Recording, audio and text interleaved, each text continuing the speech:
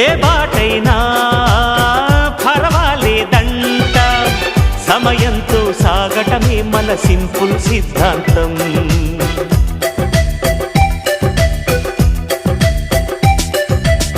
చిరుగాలికి పరిమళమిచ్చే సిరిమల్లెల వనమై ఉందాం, గగనాన్ని నేలను కలిపే హరివిల్లుల వంతెన అవుదాం. ఆనందం అంటే అర్థం మనమందా, ప్రతి పూట పాటై సాగే హుషారు సరిగమలో.